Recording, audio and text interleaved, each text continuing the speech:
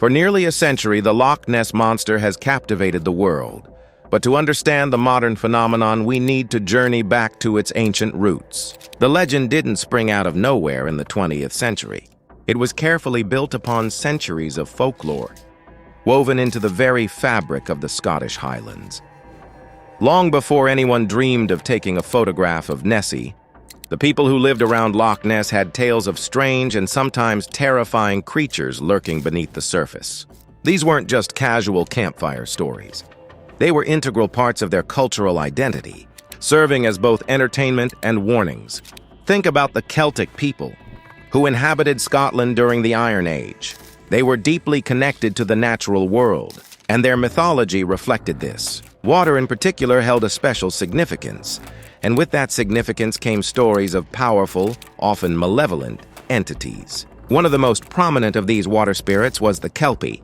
Kelpie tales served a dual purpose. On one hand, they provided a thrilling narrative, a way to entertain and perhaps even scare listeners around the hearth. On the other, they served as a cautionary lesson.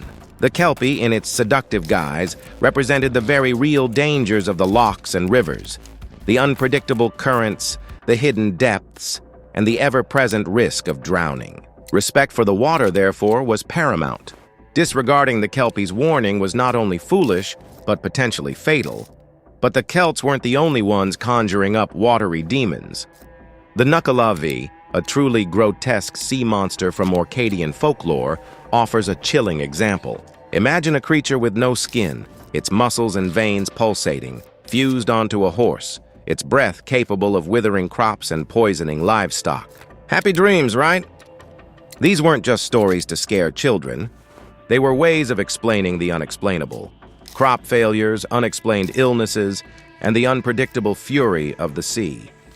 These tales, while fantastical, were rooted in the harsh realities of life in the Scottish Highlands.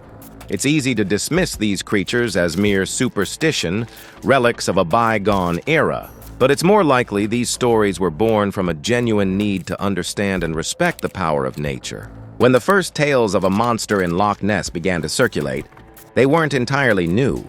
The idea of a beast in the water was already part of the culture. It was a centuries-old belief just waiting for its big break.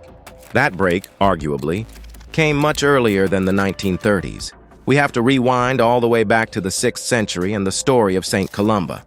Columba, an Irish monk, was on a mission to spread Christianity throughout Scotland. His biography, written some years after his death, contains a fascinating account that directly links him to a creature in the River Ness, which flows from the loch. According to the story, Columba and his followers encountered a group of locals burying a man who had been attacked and killed by a water beast. Intrigued and, perhaps determined to assert the power of his faith, Columba intervened when the beast reappeared, to attack one of his own men who was swimming across the river.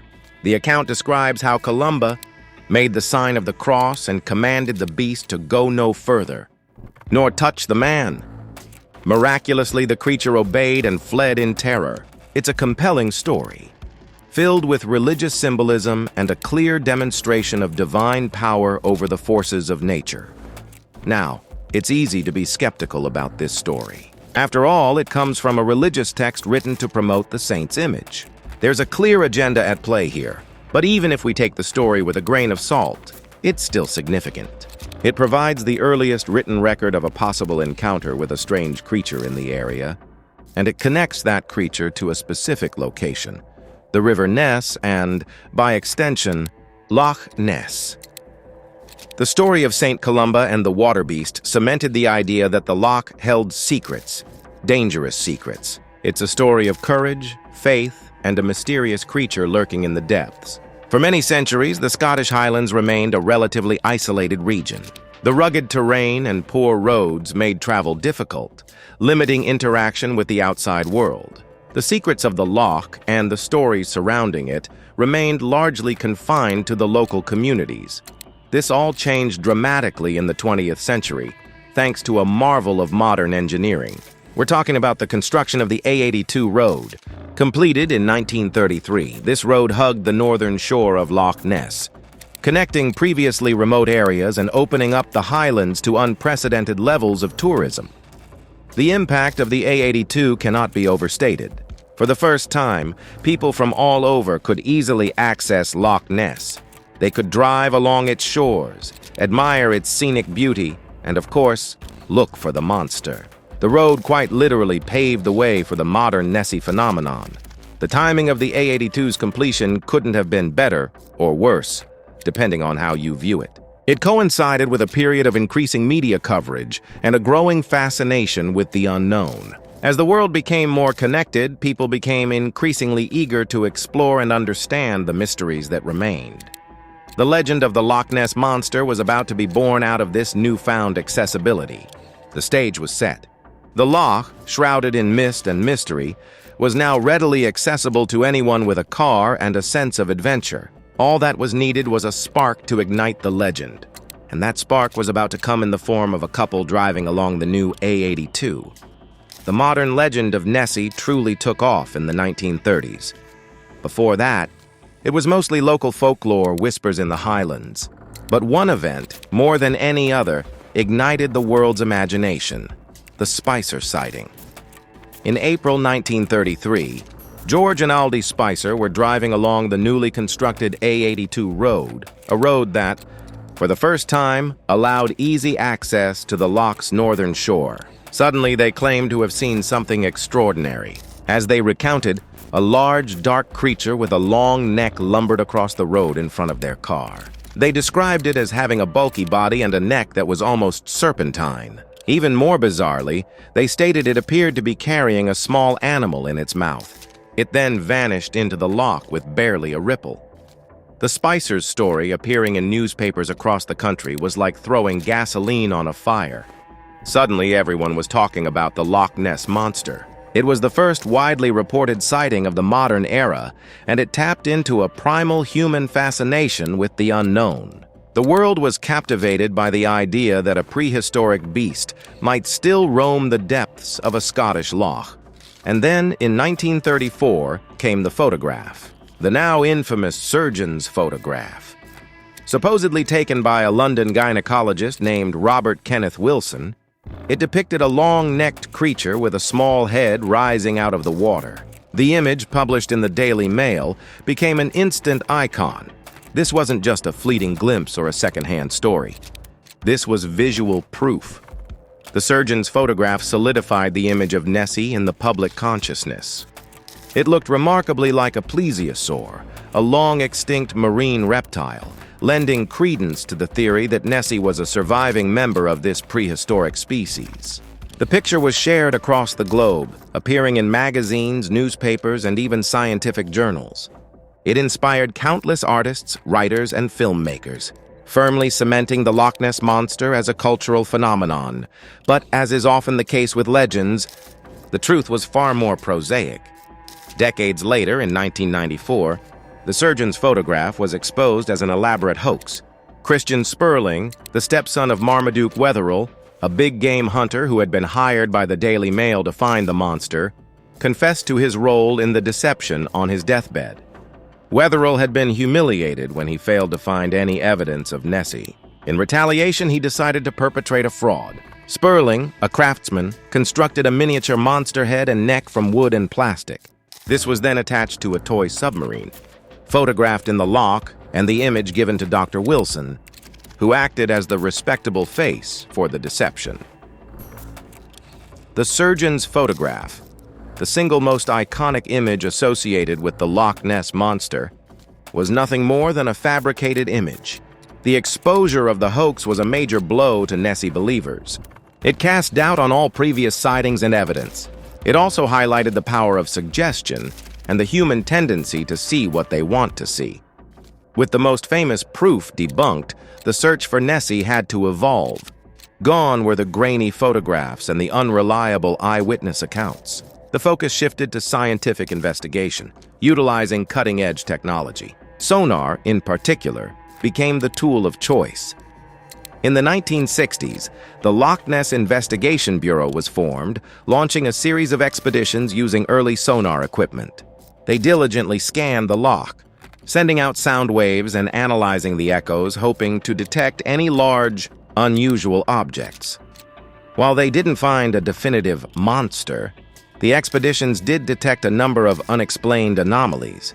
Sonar contacts showed large moving objects at various depths. These signals were intriguing but inconclusive. Were they caused by schools of fish, submerged debris, or something more mysterious? One of the most notable of these high-tech hunts was a project led by Dr. Robert Rines of the Academy of Applied Science in Boston in 1975. Rines combined sonar, and they did get something: the infamous flipper photo. This grainy, blurry image appeared to show a large, diamond-shaped appendage, which many interpreted as the flipper of a plesiosaur.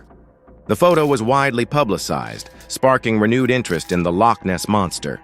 Rines and his team believed they were on the verge of proving Nessie's existence, adding a new layer of scientific legitimacy to the search. However, the image was heavily debated and later subjected to intense scrutiny. Critics argued that the flipper could have been anything from a fish fin to a piece of vegetation. The image's low quality made it difficult to draw any definitive conclusions. Despite the controversy, Rines' work was groundbreaking. It represented a serious attempt to apply scientific methods to the Loch Ness mystery, paving the way for future investigations. The next major sonar expedition came in 1987. Operation Deep Scan was the largest and most ambitious sonar survey of Loch Ness ever undertaken.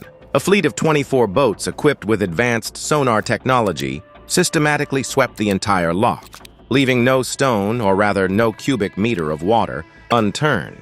The excitement reached fever pitch when sonar operators detected a large, unidentified object at a depth of approximately 600 feet. The object was described as being about 50 feet long and moving at a speed of around 6 miles per hour. The Operation Deep Scan team issued a formal statement, claiming they had made a significant contact and that the object was larger than any fish or known object in the loch. The world held its breath, waiting for confirmation that the mystery had finally been solved. But, as had happened so many times before, the excitement proved to be premature. Despite the strong sonar contact, no visual confirmation could be obtained. The object remained elusive, its identity a mystery. Operation Deep Scan, while producing the most comprehensive sonar data to date, ultimately failed to provide conclusive evidence of the Loch Ness Monster's existence. The unexplained sonar contact fueled speculation, but it didn't provide the smoking gun that Nessie believers were hoping for.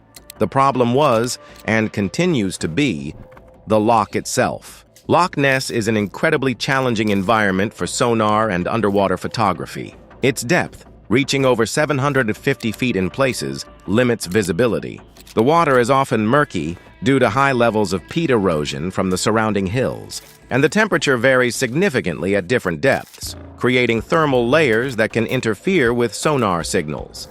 These factors make it extremely difficult to obtain clear, reliable data. Sonar signals can be distorted by the loch's unique underwater environment, leading to false positives or misinterpretations. Visual confirmation is even more challenging, given the limited visibility.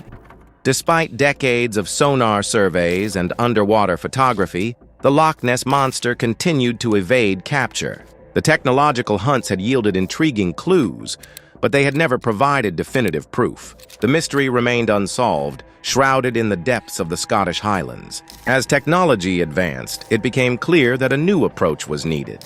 The hunt for Nessie was about to enter a new era, an era of DNA. After decades of blurry photos and inconclusive sonar readings, the Loch Ness Monster seemed destined to remain a frustrating enigma. But then came the game changer: environmental DNA, or eDNA analysis. Imagine being able to detect an animal simply by finding traces of its shed skin cells, scales, or even its, waste products left behind in the water. That's the power of eDNA. Enter Professor Neil Gemmell, a geneticist from the University of Otago in New Zealand. In 2018, he and his team embarked on what seemed like a long-shot mission to catalog all life in Loch Ness using this revolutionary eDNA technique. Forget trawling the depths with sonar. They would simply collect water samples and sift through them for the genetic fingerprints of everything that had lived in the loch. Over 2 weeks, They painstakingly gathered over 250 water samples from all corners of the loch at various depths. Back in the lab, the real work began. They filtered those samples, extracting every last fragment of DNA. Then, using sophisticated sequencing technology, they identified each DNA fragment, comparing it to a vast database of known species. It was like creating a genetic census of Loch Ness. Now remember all those long-standing theories about what Nessie could be? A surviving plesiosaur? A sturgeon? Some unknown reptile? The eDNA results were about to deliver some potentially definitive answers. The first, and perhaps most dramatic revelation, was what they didn't find. There was absolutely no evidence of plesiosaur DNA. Zero, zilch, nada. The iconic image of Nessie as a prehistoric relic was officially, scientifically, debunked. The same went for other outlandish suggestions. No traces of sharks, giant salamanders, or any other bizarre creature that had been proposed over the years. The dream of finding a living dinosaur in Scotland's most famous loch? Officially over, but the story wasn't over. As one door closed, another swung wide open. As the team delved deeper into the eDNA data, a surprising pattern emerged. They detected a surprisingly high amount of eel DNA in nearly every water sample. And when we say high, we mean really high, considerably more than they'd expect from a normal, balanced ecosystem. This led Professor Gemmell to propose a new, rather unexpected suspect, a giant eel. Now hold on a second. A giant eel? Seriously? After all those decades of speculation about prehistoric monsters and mysterious creatures, the answer might be an overgrown fish? Before you dismiss this idea entirely, let's consider the evidence. Eels are naturally found in Loch Ness. They migrate thousands of miles from the Sargasso Sea, make their way up rivers, and settle in freshwater lochs like Ness. They can live for many years, even decades, growing and thriving in the loch's unique environment. And here's the crucial point. Under the right conditions, eels can grow to an enormous size. We're not talking about your average garden variety eel. We're talking about eels potentially reaching several meters in length, exhibiting what biologists call gigantism. Think about it. A large eel, swimming just below the surface in the loch's murky waters, could easily create the illusion of a long, serpentine creature with humps on its back. The rippling effect of its body moving through the water could be mistaken for multiple humps. If it were to briefly raise its head out of the water, its elongated neck and small head could bear a striking resemblance to the classic monster silhouette. The giant eel theory, while perhaps less romantic than the plesiosaur fantasy, offers a plausible, scientifically backed explanation for many of the Loch Ness Monster sightings. It aligns with the eDNA evidence, and it fits the known biology of eels. But here's the thing. Even with compelling scientific evidence, the legend of Nessie persists. Why? Because the story of the Loch Ness Monster is about so much more than just what's in the water. Human psychology plays a huge role. Our brains are wired to seek patterns and find meaning, even when none exists. In the murky depths of Loch Ness, a floating log, a sudden wave, or even a flock of birds can easily be misinterpreted as something far more mysterious. Combine this with the power of suggestion, the constant stream of Nessie stories and imagery, and it's easy to see how people can see what they expect to see. And let's not forget the power of tourism. The Loch Ness Monster is a multi-million-pound industry, drawing visitors from all over the world. The locals, of course, are in on the joke, and there are hotels and souvenir shops which are full of Nessie merchandise. The legend provides a sense of place and identity for the community, a unique selling point that sets them apart from other destinations. But even with the eDNA evidence and the understanding of psychological factors, some unexplained encounters remain. What about the sonar readings that seem to track a large object moving at a consistent speed? What about the Dinsdale film, which captured something moving across the water that defied easy explanation? The truth is, not every sighting can be neatly explained away as a misidentification or a hoax. Loch Ness is a vast, deep, and complex environment, and it's possible that other unknown phenomena are at play. Perhaps there are other creatures living in the loch that we haven't yet identified. Or maybe there are natural occurrences, like unusual underwater currents or geological activity, that can create strange visual effects. Whatever the explanation, the fact remains that the Loch Ness mystery continues to fascinate and intrigue people. It serves as a reminder that even in the age of science, there are still some corners of the world that hold on to their secrets, that continue to inspire wonder and speculation. And maybe, just maybe, there's still a little bit of magic left in the depths of Loch Ness. Magic left in the depths of Loch Ness.